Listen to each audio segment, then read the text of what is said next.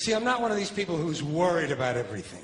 You got people like this around you. Country's full of them now. People walking around all day long, every minute of the day, worried about everything. Worried about the air, worried about the water, worried about the soil. Worried about insecticides, pesticides, food additives, carcinogens. Worried about radon gas, worried about asbestos. Worried about saving endangered species. Let me tell you about endangered species, all right? Saving endangered species is just one more arrogant attempt by humans to control nature. It's arrogant meddling. It's what got us in trouble in the first place. Doesn't anybody understand that? Interfering with nature.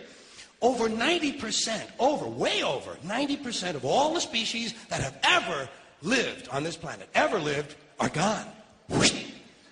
They're extinct. We didn't kill them all.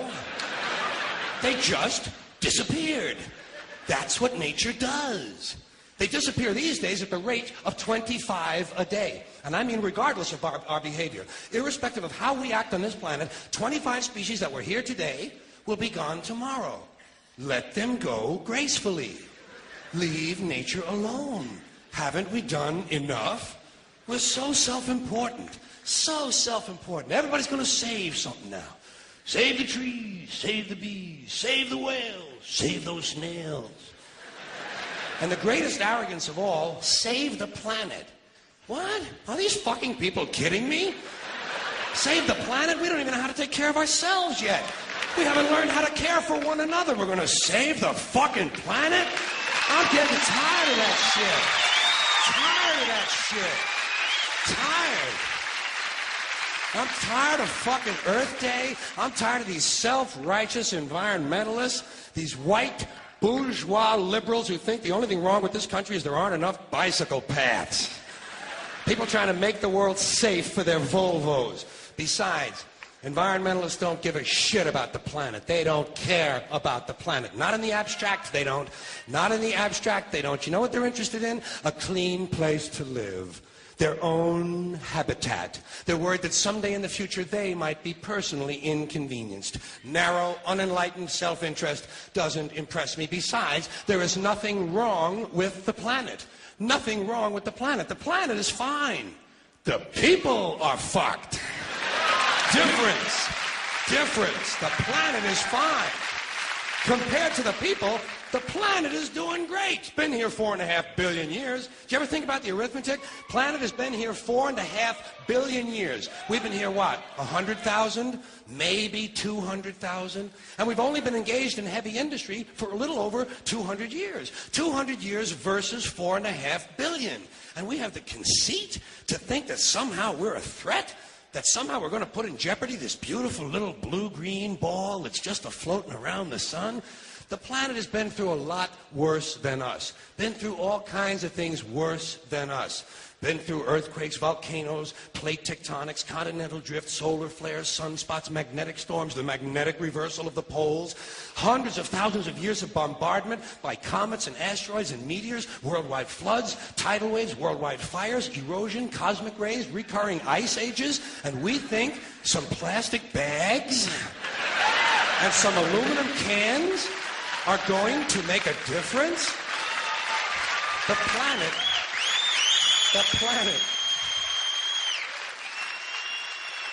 planet isn't going anywhere. We are. We're going away. Pack your shit, folks. We're going away. And we won't leave much of a trace either. Thank God for that. Maybe a little styrofoam. Maybe. Little styrofoam. Planet will be here and we'll be long gone. Just another failed mutation. Just another closed-end biological mistake. An evolutionary cul-de-sac. The planet will shake us off like a bad case of fleas. A surface nuisance. You want to know how the planet's doing? Ask those people at Pompeii who are frozen into position from volcanic ash how the planet's doing. Want to know if the planet's all right? Ask those people in Mexico City or Armenia or 100 other places buried under thousands of tons of earthquake rubble if they feel like a threat to the planet this week. How about those people in Kilauea, Hawaii who build their homes right next to an active volcano and then wonder why they have lava in the living room? The planet will be here for a long, long, long time after we're gone, and it will heal itself, it will cleanse itself, because that's what it does. It's a self-correcting system. The air and the water will recover, the earth will be renewed, and if it's true that plastic is not degradable, well, the planet will simply incorporate plastic into a new paradigm, the earth plus plastic. The earth doesn't share our prejudice towards plastic. Plastic came out of the earth. The earth probably sees plastic as just another one of its children. Could be the only reason the earth allowed us to be spawned from it in the first place. It wanted plastic for itself. Didn't know how to make it. Needed us. Could be the answer to our age-old philosophical question, why are we here? Plastic. Assholes. So, the plastic is here, our job is done, we can be phased out now, and I think that's really started already, don't you? I mean, to be fair, the planet probably sees us as a mild threat, something to be dealt with, and I'm sure the planet will defend itself in the manner of a large organism, like a beehive or an ant colony can muster a defense. I'm sure the planet will think of something. What would you do if you were the planet trying to defend against this pesky, troublesome species? Let's see, what might... viruses. Viruses might be good. They seem vulnerable to viruses.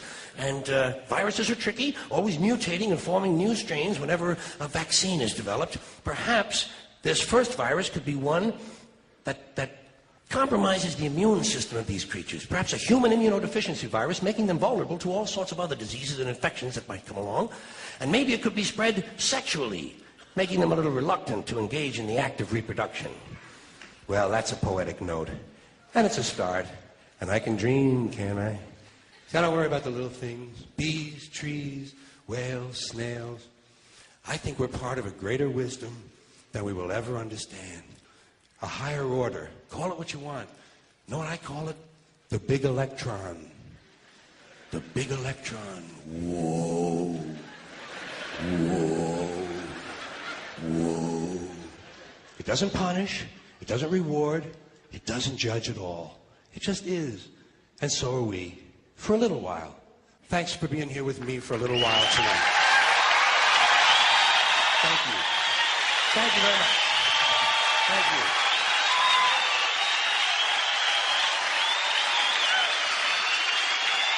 Thank you. You in New York City, take care of yourself. Take care of yourself. And take care of somebody else. Thank you. Good night.